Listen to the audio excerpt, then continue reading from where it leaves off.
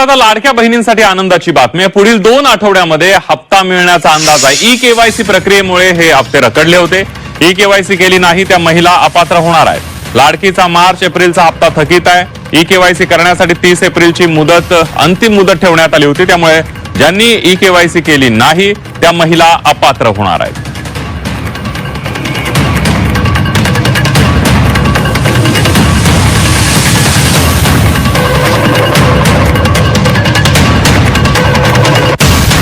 योजनेच्या रकमेमध्ये वाढ होण्याची शक्यता आहे। लाडकी बहीण योजनेची रक्कम महागाईनुसार वाढवा, पंतप्रधान आर्थिक सल्लागार समितीने ही शिफारस केलेली आहे।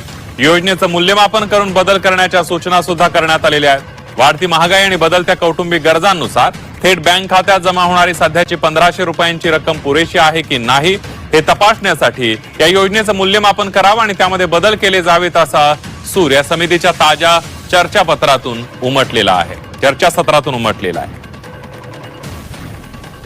जसजशी महागाई वाढते तसतशी या रकमेत सुद्धा वाढ केली जावी अशा सूचना त्यांनी प्रत्येक राज्यांना केलेल्या आहेत। याचा अर्थ काय होतो तर या योजनांमुळे गेल्या 2.5-3 वर्षांमध्ये संपूर्ण जवळजवळ 15 पेक्षा जास्त राज्यांतील 12 कोटींपेक्षा जास्त महिलांना आणि त्यांच्या परिवारांना फायदा होत आहे। तेव्हा विरोधकांसाठी आता हा चांगला धडा आहे।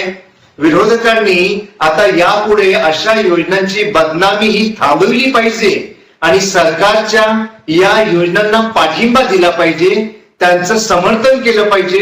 खोट्या अफवेंनी बदनाम सरकारला जे काही करायचं कित्येक वर्ष सुरू होतं ते आता थांबविलं पाहिजे। मुख्यमंत्री माझी लाडकी बहीण योजनेसंदर्भात एक महत्त्वाची बातमी समोर आली आहे। पात्रता आणि कागदपत्रांच्या कडक तपासणीनुसार सुमारे 80 लाख महिला लाडकी बहीण योजनेसाठी अपात्र ठरलेल्या आहेत। त्यामुळे त्यांचा जो लाभ आहे तो आता बंद होणार आहे आणि या पडताळणीमुळे लाभार्थ्यांची एकूण संख्या आधीच्या 2,46 लाखांवरून थेट 1,66 लाखांवर आली आहे। दरम्यान अपात्र लाभार्थी शोधण्यासाठी आणि कागदपत्रांची पडताळणी करण्यासाठी राबवण्यात आलेली ई-केवायसी मोहीम 30 एप्रिल रोजी संपली आहे। या पडताळणीवरून ही माहिती आता समोर आल्याचं कळत आहे। त्यामुळे अपात्र ठरलेल्या या महिलांना आता योजनेचा कोणताही लाभ मिळणार नाहीये। सरकारनं तसा मोठा निर्णय घेतलेला आहे। सरकारच्या या निर्णयामुळे राज्यातील 80 लाख लाडक्या बहिणींना मोठा फटका बसणार। या महिला अपात्र ठरल्यानं त्यांना लाडकी बहीण योजनेपासून वंचित राहावं लागणार आहे। दरम्यान या 80 लाख लाडक्या बहिणी का अपात्र ठरल्या त्यावर आपण एक नजर टाकूया। ठरवून दिलेल्या मुदतीमध्ये ई-केवायसी त्यांनी पूर्ण केली नाही। ई-केवायसी वेळी नोंदी ज्या होत्या त्या त्यांनी अपडेट नाही केल्या। चुकीची किंवा अपूर्ण कागदपत्र सादर करण्यात आली किंवा योजनेच्या ठराविक अटींचं उल्लंघन काहींकडून करण्यात आलं। तर उत्पन्न मर्यादा पूर्ण न करणं किंवा चुकीचं उत्पन्न दाखवणं हे देखील त्यांना भोवल्याचं दिसतंय। वैयक्तिक माहितीतही विसंगती आढळल्यामुळे या अपात्र ठरल्यात।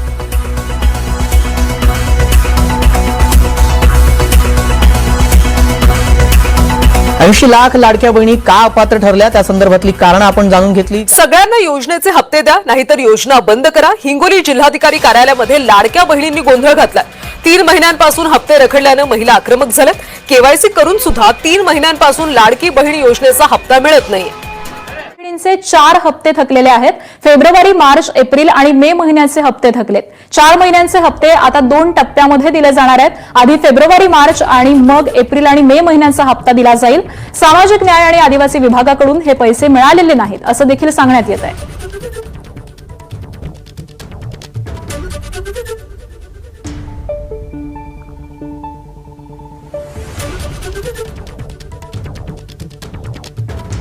एकीकडे लाडकी बहीण योजनेमध्ये मोठ्या प्रमाणात काटछाट करण्यात आलेली आहे, तर दुसरीकडे जवळपास 4 महिन्यांपासूनचे हप्ते हे लाडक्या बहिणींच्या खात्यामध्ये जमा झालेले नाहीयेत आणि यानंतर आता हे हप्ते 2 टप्प्यांमध्ये जमा केले जातील असं सांगण्यात येत आहे। सामाजिक न्याय आणि आदिवासी विभागाकडून पैसे मिळालेले नाहीत असं देखील कळतंय। त्यामुळे 4 महिन्यांचे हप्ते हे आता 2 टप्प्यामध्ये दिले जाणार आहेत। आधीचा टप्पा असेल फेब्रुवारी आणि मार्च महिन्याचा आणि त्यानंतर मग एप्रिल आणि मे महिन्याचा हप्ता दिला जाईल असं देखील सांगण्यात येत आहे। जवळपास 80 लाख महिला लाभार्थी अपात्र ठरलेल्या आहेत आणि त्यामध्येच जवळपास 4 महिन्यांपासून या महिलांच्या खात्यामध्ये पैसे जमा झालेले नाहीत अशी माहिती सध्या समोर येते। फेब्रुवारी, मार्च, एप्रिल आणि मे या 4 महिन्यांचे हप्ते सध्या थकल्याचं कळतंय। तर 4 महिन्यांचे हप्ते आता 2 टप्प्यामध्ये दिले जाणार आहेत। आधी फेब्रुवारी मार्च आणि त्यानंतर मग एप्रिल आणि मे महिन्याचा हप्ता हा खात्यामध्ये जमा होईल। सामाजिक आणि न्याय आदिवासी विभागाकडून पैसे मिळालेले नाहीयेत असं सांगण्यात येतं।